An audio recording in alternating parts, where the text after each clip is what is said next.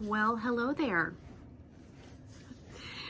So I really debated making this video. Number one, I'm sick, so I'm sorry for my voice. I might be hacking, sniffling, apologies. Today's December 31st, 2019, and I debated making this video because I feel like it's gonna piss some of you guys off, but I hope that it inspires maybe one or two of you to aim higher. And this is a topic that I have never really discussed on my channel before, but here recently I have spent some time with some girlfriends. I just have to say it. I just have to say it because I'm the type of friend that I want you to do better, even if that includes better than me. I'm not gonna be salty about it. I'm gonna be on the sidelines like that soccer mom, cheering you on, always, always. Unfortunately, a lot of women want to compete with each other. They don't want to share the knowledge. They want to keep it all to themselves, but not me. So here we go. Stop putting up with bad behavior from men. Stop accepting crumbs from guys that have nothing to offer you. Stop. There's more to it. I observe this a lot, not just with friends, but also on the internet, and because I used to be this way.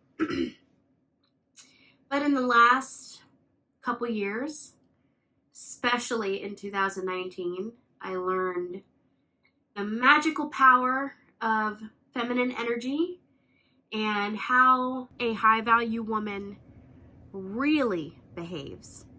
So I want to talk to you about that. What makes a high-value woman? A high-value woman is a woman that puts herself before others. Not necessarily in a selfish way, but kind of selfish, meaning she doesn't put others ahead of her to her detriment. So she takes care of herself. She makes sure that her needs are met. She doesn't martyr herself for a man. She has firm boundaries. We'll talk more about that in a minute.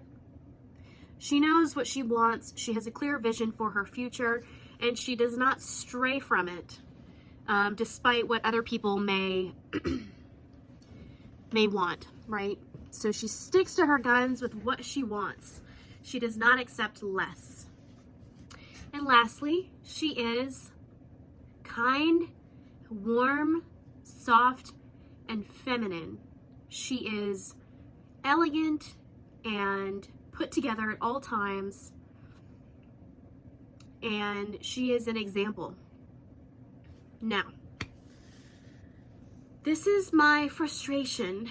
I observe beautiful women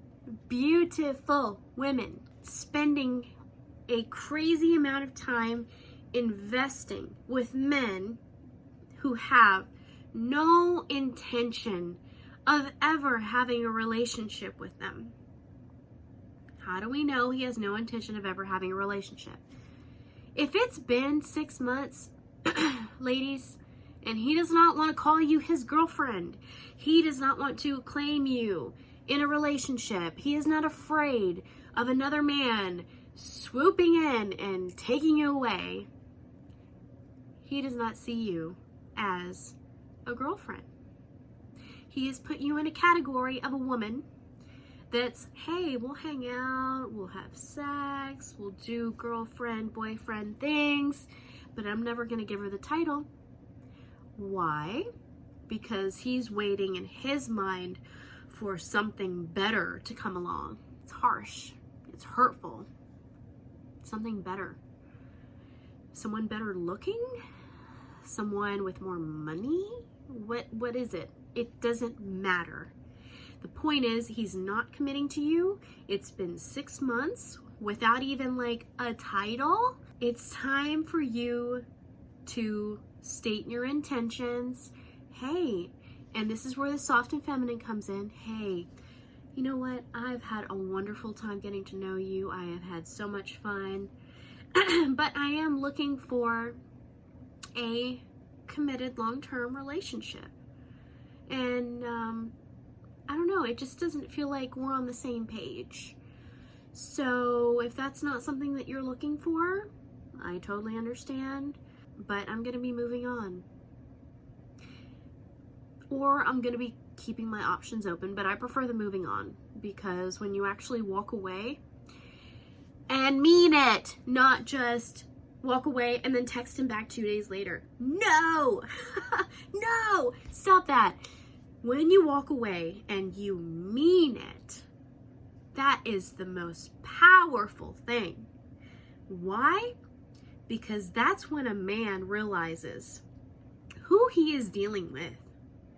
Not just any old chick who will accept the crumbs and hope and pray every night that he'll someday ask her to be his girlfriend. No. That's when he realizes he is about to lose you to another man if he does not, excuse the expression, shit or get off the pot. You're gone. But you really have to mean it, ladies. You really have to mean it. Same thing, let's say you are already in a relationship. It's been 3 or 4 years. He's not even looking towards marriage. Maybe he avoids the topic of conversation. At some point, especially if you want to have children, you're going to have to step. I'm sorry. You're going to have to step. Same conversation, saying, you know what? I want to be a wife one day. And this comes from Adrienne Everhart, and I love her. She says, I want to be a wife one day, not I want to marry you. I want to be a wife one day. This is what I want, not necessarily with you. I want to be a wife one day. Is marriage something that you see in your future? If he says no, or if he's like, well, blah, blah, blah, I understand. I want you to be happy. I want the best for you, but I also want the best for me. And so, with that said, I'm going to be keeping my options open or moving on. Keeping options open means I'm going to downgrade you from a boyfriend into a just dating situation, and I'm going to start accepting dates from other men. Because if you don't want to marry me, I'm going to find somebody else who will. Now, you're not saying this. You have to show men with your actions. So I see a lot of that with girlfriends. They overstay with men who do not have the true intention of locking it down at some point. And what I need you guys to understand about men is that they'll go through all the motions. They will meet your family. They will eat your food. They will stay at your house. They will introduce you to their best friends, and you'll go to all the weddings, and you'll form a relationship with their child. And they will have zero intention, of having you long term. They are opportunists. So be vigilant, ladies. This is where the factor of you knowing what you want comes into play and acting on it. Because otherwise you're going to waste valuable years. And something else. Don't waste time with dudes that are long distance. That is the biggest time waster of all. Usually guys that want long distance relationships have some sort of inability to emotionally connect or give you what you want. Long distance relationships are safe for avoidant people. These are people that crave and want someone in their life, but at the same time aren't willing to give themselves fully over to a real relationship. The real day-to-day, in and out, the fun stuff and the tough stuff. So the long distance relationship is almost like a fantasy, right? And so if you're in a long distance relationship and you bring up the topic of like moving together or closing the gap on your distance, and he starts squirming, that is a huge red flag that it is time to run. Run as far away as you can, because this man is wasting your time. And sometimes men will date you long distance, but have somebody there in their town that they're messing with. It gives them the privacy to fool around with somebody else and have you two there for emotional support. Oh, how sweet. You're emotionally supporting him, but he's out messing with somebody else. No, we're not doing that. And that's another thing. If you break up with a guy and he says, and you'll have to excuse me, sick. If he says, yeah, let's be friends. No, I don't want to be your friend. I don't want to be just friends. Shut that down. Why? Because what that means is the guy gets to have you, gets to text you all the time, the sweet, gets to talk to you on the phone, gets to go out and do boyfriend, girlfriend things with you. But there is zero label, number one. And number two, he doesn't have to commit to you. And you're basically like a placeholder until he finds what it is that he actually wants. No. That's a no from me. Another thing that I see, and something else that I used to do a lot, and that is doing too much. Doing too much. I used to be the type of girl that would go out of her way for a guy, cook for him, clean up after him, make sure that everything was perfect for him, have him over at my place, take care of everything, serve him. Oh my God. You know what? That is so cringy. Stop doing that. You're not his mom. That is not sexy, okay? Guys take advantage of that shit. They do. They do. A woman that is constantly going above and beyond and doing all these things, they're going to get tired of you so quickly. You're going to start to notice that they'll pull away. And what is it? The chase is gone. When you're cleaning up after them, when you're cooking for them, when you're sleeping with them really early on, giving them sex whenever they want, when you're so available, they lose their desire to hunt. And they realize that they have got you on the mantle. The trophy is there. They have zero incentive to pursue any harder. And especially if you're doing all these things, why would they want to marry you? What extra benefit do they get? No. Stop doing things for guys. Ladies, don't buy them gifts. Don't cook for them.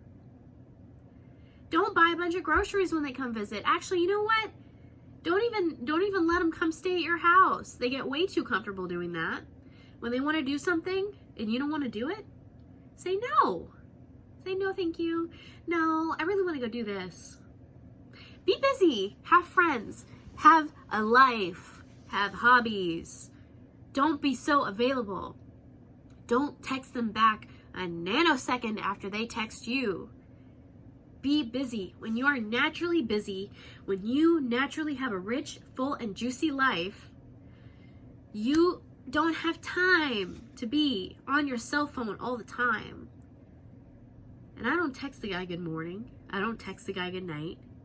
In fact, the last guy I dated, he says to me, he says, you're actually kind of cold over text message, but you're so much fun and sweet in person.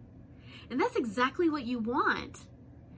Who has time to sit there and text all day long, all these long conversations? I don't think so. Guys will do that. That's called e-tethering. That's where they keep this relationship with you over text message or on the phone, but they never make plans to meet with you. I force the man subconsciously to want to meet up with me by not being so available over text message. I'm very, very short. I see girls, oh my God, writing these freaking books and the guy writes 2 words back. Don't do that, ladies. And don't double text. And don't send too many emojis. What's a double text? A lot of you guys don't know this. It's when you text something to a guy and he doesn't respond. And then a while later, you text him again. No, stop that. Stop. It looks very, the problem with this behavior is that it looks very needy. It looks very desperate. With men, you have to avoid anything that makes you look needy or desperate. Why? Because the moment you start acting this way, even if you're not truly needy or desperate, you could have men just trying to knock down your door, trying to date you, so many guys lined up outside. But if you start acting needy and desperate with one guy, that right there tells him on a subconscious level, man, she must not have a lot going on for herself. She must not have a lot of guys in her life. Why is she so, Think about it in the reverse. Have you ever had a guy that texted you and you weren't into him, but you didn't have the heart to tell him? And every time he texted, he just kept texting you. And you look at your phone and you're like, oh, it's him again. Oh my God, look. That's exactly how guys behave when women are needy and desperate. They lose their attraction for you so fast. So fast. So, if anything, be cold on a text message. Don't be a bitch, but be cold. And then when you see them in person, smile, be friendly, and be pretty and soft and feminine and smell good and Now, let's move on to the next one. When you do go on the date with the guy, don't offer to pay. This is very controversial. I know this. Don't offer to pay, okay? I don't take out my wallet ever. I do thank the guy, say, oh, thank you for a lovely evening. I had a great time. That's it. I don't text him when I get home and tell him this. I tell him on the date, I had a great time. The food was delicious. That's all a guy needs to hear. You don't need to hammer it home with a text message. When you're on the date with a guy, watch your body language. Don't lean in, roll tight, and talk too much. Ladies, stop talking so much. I love to talk. I could talk your ear off. But I do that with my girlfriends. Don't do that with a guy. I see it even with couples that have been married for 40 years. The woman starts talking and it's like you see the guy's face and there's a point in time to where his face is like, okay. And then, but she keeps going and going and going and going. And the guy just, it gets annoying. Don't be that person. Do not feel the need to fill the air with your blabber. Harsh, but true. If anything, a great way to go is to ask him questions about himself. People love to talk about themselves, and especially guys, because it helps boost their ego. Just listen. Don't interrogate them, but just be sweet about it. Oh, tell me more about that. Oh, you see, oh my gosh, you sound so smart, or blah, blah, blah. I don't know. Just cater to the fact that men have fragile egos. If you understand this, you will win with men every time. Something else that frustrates me about ladies, especially my smart women. I get it. I'm smart too.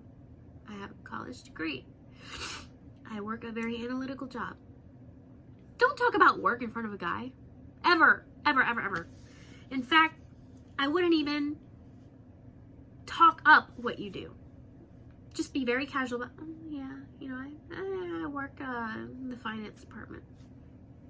Change the subject. Talking about work is not sexy. It's not. And the worst thing that you can do is put yourself in a position with a man to where he feels deep down inside like you're trying to one-up him or compete with him. No one likes somebody who is constantly trying to one-up you. Even between friends. Think about that. Have you ever had a conversation with a friend and you're like, oh yeah, blah, blah, blah. And they're like, well, I, blah, blah, blah. Ew, that is so cringy. Stop doing that. Stop trying to one-up or sound smarter than a guy or correct him or make him feel stupid. You're never going to win with a guy like that. Ever. Ever.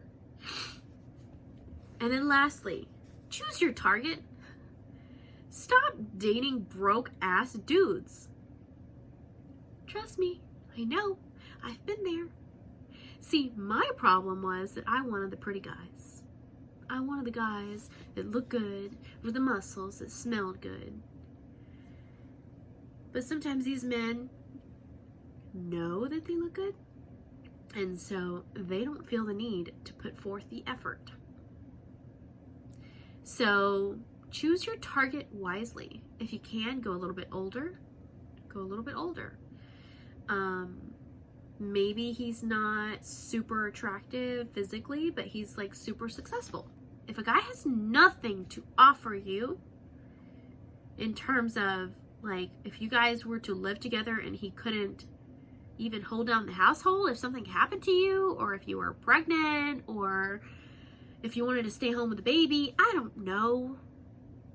That's kind of a turnoff, and it should be a turnoff to you. I know this is very controversial, and I'm sorry, but sorry, not sorry. So yeah, stop sleeping with guys quickly. Stop sleeping with them on the third date.